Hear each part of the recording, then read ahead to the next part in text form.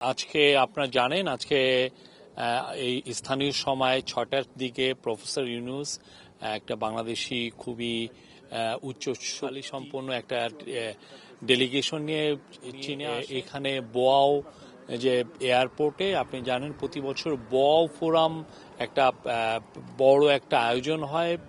পুরো এটা একটা গ্লোবাল কনক্লেভ। এখানে পুরো পৃথিবীর যারা বড় বড় বিজনেসম্যান আছেন, ওয়ার্ল্ড লিডার আছেন, পলিটিক্যাল লিডার আছেন, তারা আসেন। এরা প্রতি নিয়মিত এখানে আসেন। এটাকে বলা হয় হচ্ছে ড্যাভোস অফ দ্য ইস্ট। ড্যাভোসে যেমন ধরেন পুরো পৃথিবীর সমস্ত বড় বড় সিইও, বড় বড় ওয়ার্ল্ড লিডার, অনেক ক্ষেত্রে আমেরিকান এবং চাইনিজ লিডাররাও যেরকম থাকেন। তো সেইটার আদলে এখানে বোয়াও ফোরামের অন্যান্য মানে এশিয়ার যারা বড় বড় লিডার এরা থাকেন, অনেক সময় ওয়েস্টার্ন লিডাররাও আসেন। এবং এখানে একটা বড় ফিচার হচ্ছে যে প্রচুর প্রাইভেট সেক্টরের যারা এশিয়ায় টপ প্রাইভেট সেক্টরের যারা লিডার তারাও আসেন। তো সেই জন্য আজকে উনি আসার পরে প্রফেসর ইউনূস একটা ছোটখাটো মিটিং করেছেন। উনি আপনি জানেন ওনার সাথে দুজন অ্যাডভাইজার এসেছেন, ফজলুল কবির খান যিনি এনার্জি এবং ইনফ্রাস্ট্রাকচার দেখছেন, এবং ফরেন অ্যাডভাইজার তৌহিদ হোসেন। তারপরে ওনার সাথে আছেন high representative on Rohingya issues doctor Khalilur Rahman এবং বিডার chairman, executive chairman Chowdhury Ashik Mahmud. তো উনি আজকে তাদেরকে নিয়ে একটা মিটিং করেন। মিটিংয়ে সবাইকে বলেন যে বাংলাদেশের বিষয়টা আরো জোরালোভাবে, তারা যেহেতু এই বোয়াও ফোরামের বাইরেও বিভিন্ন সাইড লাইনে অনেকগুলো মিটিংয়ে যেহেতু তারা অংশগ্রহণ করবেন, তো সেই কারণে তাদেরকে জোরালোভাবে কি কি করণীয় সেটা আজকে উনি বলেছেন। এবং কালকে আমাদের সত্যিকার অর্থে কালকে খুবই বিজি ডে। কালকে খুব সকালে প্রফেসর ইউনূস বোয়াও ফোরামে রওনা দিবেন। বোয়াও ফোরামে এসে উনি প্রথম কাজটা হবে যে চাইনিজ এক্সিকিউটিভ ভাইস প্রিমিয়ার, উনি খুব সিনিয়র একজন চাইনিজ লিডার, তার সাথে কথা হবে। ওই সেখানে তার সাথে একটা মিটিং, এর পরে উনি বোয়াও ফোরামে এশিয়া এবং এমার্জিং ইস্যুগুলো নিয়ে একটা 7-8 মিনিটের উনি একটা স্পিচ দিবেন। তারপরে অনেকগুলো মিটিং আছে, রাশিয়ান ভাইস প্রিমিয়ারের সাথে মিটিং আছে, ডেপুটি প্রাইম মিনিস্টারের সাথে মিটিং আছে। তারপরে ফাও, আপনি জানেন ফুড অ্যান্ড এগ্রিকালচার অর্গানাইজেশন, ফাও এর বাংলাদেশে ওদের যথেষ্ট ইনভলভমেন্ট আছে। অনেক বিষয়ে তারা আমাদেরকে এগ্রিকালচার বিষয়ে পরামর্শ দেয়, টেকনিক্যাল সাপোর্ট দেয়, অনেক বিষয়ে তারা ইনভলভ হয়। তার সাথে ফাও এর যে ডিজি উনি এখানে আছেন, তার সাথে একটা বায়োলেটারাল মিটিং হবে। এবং বান কি মুন, আপনি জানেন যে আগে উনি ইউএন এর সেক্রেটারি জেনারেল ছিলেন, বান কি মুনের সাথেও ওনার একটা কালকে মিটিং আছে। এছাড়া এই সাইড লাইনে বেশ কিছু প্রাইভেট সেক্টরের লিডারদের সাথে মিটিং হওয়ার আশা আমরা করছি। তো এই বিষয়গুলো কালকের ফোকাসটা এখানে আছে। আর পরের দিন মূল হাইলাইটটা হচ্ছে যে প্রেসিডেন্ট শি জিনপিং এর সাথে তার মিটিং, এবং এটা মিটিংটা হবে এখানকার টাইম, বেজিং টাইম সকাল 10টায় মিটিংটা শুরু হবে। গ্রেট হল অফ পিপল, ওদের যেখানে শি জিনপিং ওয়ার্ল্ডের টপ লিডারের সাথে যেই জায়গায় মিটিং করেন, সেই জায়গায় মিটিংটা হবে। ওই দিনটা খুব ইম্পর্টেন্ট, কারণ ওই দিন প্রফেসর ইউনূস অনেকগুলো মিটিং অ্যাটেন্ড করবেন। এই অফিসিয়াল মিটিং এর বাইরেও অনেকগুলো, একটা ম্যানুফ্যাকচারিং নিয়ে একটা বড় মিটিং আছে, সেখানে বাংলাদেশে ম্যানুফ্যাকচারিং অপরচুনিটি কি কি আছে সেটা বলা হবে। তারপরে বড় বড় বিজনেস লিডারদের 100 জনের বেশি বিজনেস লিডার, তাদের সাথে কথা হবে। তারপরে এনার্জি এবং ইনফ্রাস্ট্রাকচার নিয়ে, কারণ আপনি জানেন চাইনিজ কোম্পানি রিনিউয়েবল এনার্জি এবং ইনফ্রাস্ট্রাকচারে দেয়ার ওয়ান অফ দ্য, তার মানে এখন ওয়ার্ল্ডের তারাই লিড করছে, তাদের সাথেও একটা বড় মিটিং আছে। শি জিনপিং এর সাথে মিটিংয়ে, প্রেসিডেন্ট শি জিনপিং এর সাথে মিটিংয়ে বাংলাদেশ এবং চায়নার যে আমরা কত আরো কিভাবে আমাদের রিলেশনশিপটা আরো কতটা গভীর করা যায়, সেটার একটা আমরা আশা করছি যে সেই বিষয়ে অনেক আলাপ হবে। অনেক বিষয়গুলো আছে, অনেক প্রজেক্ট নিয়ে কথা হবে। আমরা চায়নার থেকে আমরা অনেক ধরনের সাপোর্ট চাচ্ছি অনেক বিষয়ে। চায়না আমাদের ডেভেলপমেন্ট পার্টনার, আমরা চাই চায়নার সাথে আমাদের সম্পর্কটা আরো নতুন উচ্চতায় উঠুক। তো সেই অনুযায়ী বাংলাদেশের সাথে তাদের যে সম্পর্ক, যে গভীরতা, সেটাকে আরো কত দূর এগিয়ে নেওয়া যায় সেগুলো, এর ক্ষেত্রে বাংলাদেশের সাথে তাদের অনেক অনেক প্রজেক্ট নিয়ে আলাপগুলো হবে, যে কোথায় কোথায় তারা বাংলাদেশকে সহায়তা করতে পারেন সেই বিষয়টা দেখা হবে। প্লাস আমরাও তাদের সাথে আরো কিভাবে আরো আরো অন্যান্য অনেক বিষয় আছে। আপনি জানেন রোহিঙ্গা বিষয়ে চায়না বেশ কিছু বছর আগে নিজেরা কিছু এফার্ট নিয়েছিল, সেই বিষয়গুলো আছে। ভাই আগামীকাল যে বোয়াও ফোরামের আসলে আর তৃতীয় দিনে প্রফেসর ইউনূসের মূল ফোকাসটা হবে যে পিকিং ইউনিভার্সিটি। আপনি জানেন পিকিং ইউনিভার্সিটি ওয়ার্ল্ডের one of the best university. এখন টপ 10 ইউনিভার্সিটি বললে পিকিং ইউনিভার্সিটির নাম প্রায়ই আসে। তো পিকিং ইউনিভার্সিটিতে ওনাকে একটা অনারারি ডক্টরেট উপাধি দিবে, উনি ওইখানে যাবেন, ওইখানে উনি একটা স্পিচও দিবেন, একটা ভাষণ দিবেন। ওই দিনও একটা ওনার একটু বিজি টাইম, বাট আমরা মিড ডে মানে আফটারনুনের দিকে আমরা ঢাকার উদ্দেশ্যে রওনা দিব এবং আশা করছি যে ঢাকায় আমরা 29 তারিখ বিকাল বেলায় আমরা ঢাকায় পৌঁছব।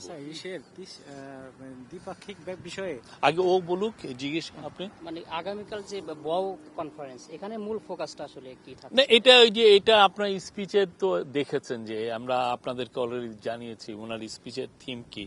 যেহেতু উনি এশিয়ার একটা এমার্জিং অনেক অনেক নতুন নতুন ইস্যু তৈরি হচ্ছে, জিওপলিটিক্যাল ইস্যু নিয়ে নতুন নতুন জিওপলিটিক্যাল নতুন ইকুয়েশন তৈরি হচ্ছে, সেগুলো নিয়ে উনি বাংলাদেশের একে তো উনি একটা হচ্ছেন যে একটা দেশের লিডার, এক দেশের একজন, উনি চিফ এক্সিকিউটিভ, উনি চিফ অ্যাডভাইজার হিসেবে উনি দেশের হয়ে যে কথাটা বলবেন। আর একটা হচ্ছে যে ওনার তো আর একটা আইডেন্টিটি আছে যে উনি একজন নোবেল পিস লরিয়েট, উনি নোবেলের শান্তি পুরস্কার পেয়েছেন সেই 2006 সালে। তো উনার যে ভাবনাগুলো, উনি এই ভাবনাগুলো তুলে ধরবেন। এই ভাবনাগুলোটা ওইটার মধ্যেই বাংলাদেশের ভাবনাগুলো আসবে।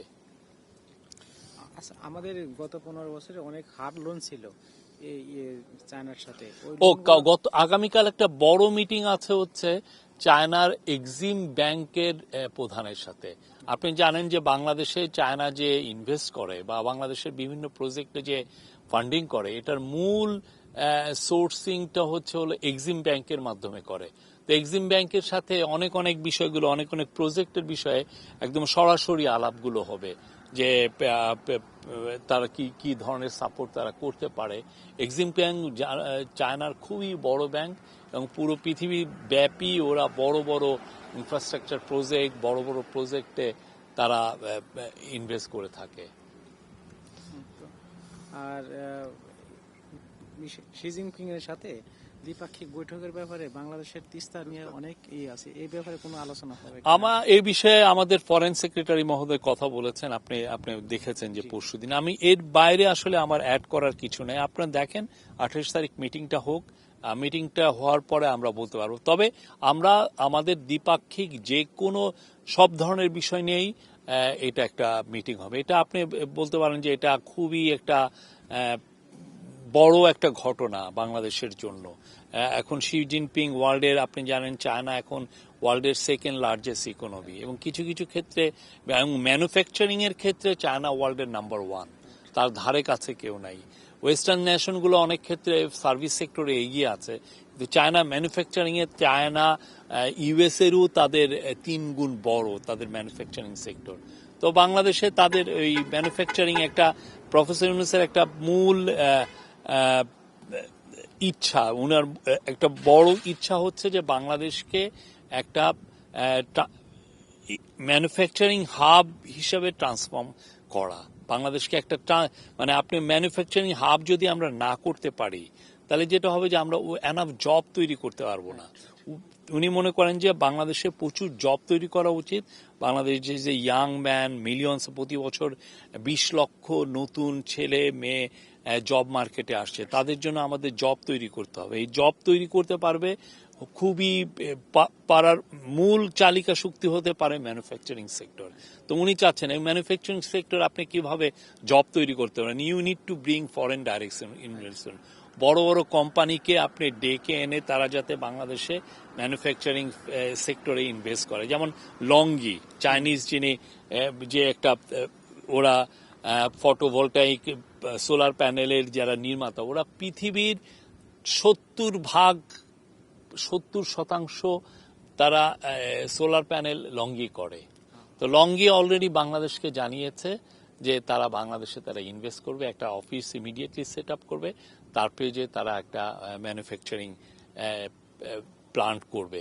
এবং তার জন্য যেটা হয়েছিল যে আপনি জানেন যে চায়নার ইনভেস্টমেন্ট আনার জন্য আগেও কিছু উদ্যোগ ছিল, কিন্তু উদ্যোগগুলো আসলে বেশি দূর এগোয় নাই।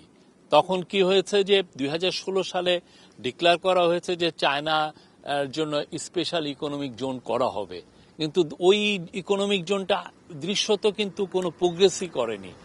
এটা কেন করেনি আমরা এখনো জানি না, বাট প্রফেসর ইউনূস বিডাকে জানিয়েছেন যে খুব দ্রুত এই কাজগুলো করতে হবে এবং একটা ডেডলাইন ঠিক করে দেওয়া হয়েছে যে চাইনিজ ইকোনমিক জোনের কাজ এই বছর এটার কাজ শুরু হয়ে যাবে, যেখানেই এইটা এই বছর এই কাজটা শেষ হয়ে যাবে। এটার অন্যান্য যেগুলো জমি সংক্রান্ত অন্যান্য যেগুলো যত আছে অলরেডি বেশিরভাগ কাজই আমরা সর্ট আউট করেছি এবং এই বছর আপনি চাইনিজ ইকোনমিক জোনের কাজ শুরু হবে। এবং অলরেডি চাইনিজ অ্যাম্বাসেডর আমাদেরকে জানিয়েছেন যে কয়েক ডজন কারখানা অলরেডি সেখানে সেট আপ করার জন্য, চাইনিজ ইনভেস্টররা সেই সেট আপ করার জন্য অলরেডি তারা ওয়েট করছে। তা আমরা আশা করছি এই বছরে এই কাজটা শুরু হবেই। এটা প্রফেসর ইউনূসের একটা গভর্নমেন্টের একটা বড় অ্যাসপেক্ট হচ্ছে উনি ডেডলাইন একটা ফিক্স করে দেন যে আপনি এই ডেডলাইনের মধ্যে এই কাজটা করতে হবে। তো সবাইকে ডেডলাইন ফিক্স করে দেওয়া হয়েছে যে এই বছরে যে করেই হোক এই কাজটা শুরু হবেই। আশরাফ ভাই যেটা বলতে চাচ্ছেন যে উনি বলুক, আপনি তো কোশ্চেন করছেন। এইখানে তো আমরা যতদূর জানি যে 7টি অঞ্চল এবং দেশ মিলে মোট 7টি জায়গার প্রতিনিধিরা এখানে এসেছিল। যতদূর আমরা জেনেছি যে মূল ফোকাসটা প্রফেসর ডক্টর ইউনূসের মধ্যেই থাকছে, কারণ সবচেয়ে পরিচিত বলেন, সবচেয়ে পরিচিত রাষ্ট্রপ্রধান হিসেবে উনি এসেছেন। সেই বিষয়ে এখানে এই জায়গা থেকে বাংলাদেশের আসলে প্রাপ্তির জায়গাটা এইখানে যেমন ধরেন এই যে হাইনান যে গভর্নমেন্ট, উনি এই হাইনান গভর্নমেন্টের অ্যাডভাইজার ছিলেন, আমরা এটা জানিও না। হাইনান ওদের একটা প্রভিন্স, হ্যাঁ, সেইখানে তো ওদের একটা প্রভিন্সিয়াল গভর্নমেন্ট গুলো চায়নার যে গভর্নমেন্টের যে ব্যবস্থা, গভর্নমেন্ট সিস্টেমে তাদের প্রভিন্সিয়াল গভর্নমেন্টের এনর্মাস পাওয়ার, তারা অনেক শক্তিশালী। তো এই গভর্নমেন্টের উনি অ্যাডভাইজার ছিলেন অনেক আগে। তো এইখানে হ্যাঁ প্রফেসর ইউনূস, প্রফেসর ইউনূসকে সবাই চিনেন, উনি আজকে আসছেন না। কত সালে ওনার গ্রামীণ ব্যাংকের যে মডেল এখানে রেপ্লিকেটেড হয়েছে, ওনার সোশ্যাল বিজনেস মডেল এখানে রেপ্লিকেটেড হয়েছে, সবাই নিয়েছেন।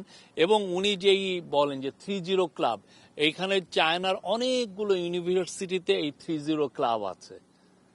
তার যে এবং ওনার যে বই, এই যে 30 উপরে বই বা ব্যাংকার টু দ্য পোর, এখানে চাইনিজ ল্যাঙ্গুয়েজে এটা অনুবাদ হয়ে এটা একটা প্রচুর বিক্রি হয়েছে এখানে।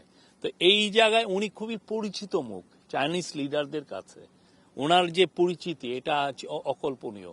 তো উনি এইটাকে অবশ্যই আমরা চাচ্ছি যে এই ওনার যে পরিচয়কে কিভাবে আরো আমরা আমাদের বাংলাদেশের উপকারে কতটুকু আনা যায়।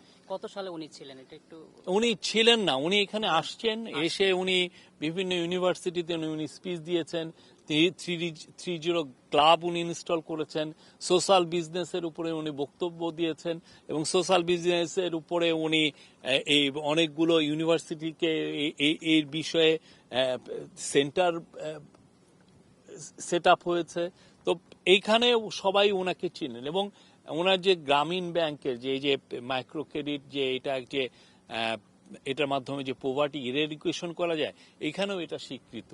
তো ওনাকে, আর আপনি জানেন তো চায়না পুরো তার 1979-এ চায়না ওপেন আপ হয় ডেং জিয়াওপিং এর আমলে। তারপরে সেই 4 দশকে চায়না কিন্তু 80 কোটি লোককে তারা পভার্টির থেকে অবমুক্ত করে তারা আরো উপরে চলে গেছে চায়না। এবং এমনও হতে পারে যে আগামী 10 বছরে চায়না হবে পৃথিবীর লার্জেস্ট ইকোনমি। হ্যাঁ, তো সেই জন্য উনি একটা ভিত্তিপ্রস্তর তৈরি করে দিতে চাচ্ছেন প্রফেসর ইউনূস, যাতে বাংলাদেশ এবং চায়নার মধ্যে একটা সুদৃঢ় মজবুত একটা খুবই ফ্রেন্ডলি একটা রিলেশনশিপ হয়। থ্যাংক ইউ না, শোক ভাই, ওই আশরাফ ভাই একটা কথা বলেছিলেন, Thank you. একটা দেখি না আর। সেটি অনেক হচ্ছে বড় যে হলো। অতীতে যে বিনিয়োগগুলো হয়েছে এগুলো কঠিন শর্তে, তো সামনে তো চায়না অনেক বড় বড় ইনভেস্টমেন্টে যাবে, সেক্ষেত্রে এটা কালকে যদি সহজ কিছু রাখেন, সহজ কালকে কিছু যদি করা কিছু হচ্ছে রাখেন। কিনা আবার এইটা নিয়ে কালকে আমার মনে হয় না যে খুব যে ওরা কঠিন শর্তে বিনিয়োগ করছে সেটা আমাদের দেখে নিতে হবে, বাট কালকে এই বিষয়গুলো অনেকগুলো বিষয় নিয়েই এক্সিম ব্যাংকের সাথে কথা হবে। চায়না কিন্তু বলছে যে তারা আমাদেরকে সহজ শর্তেই ঋণ দিচ্ছে।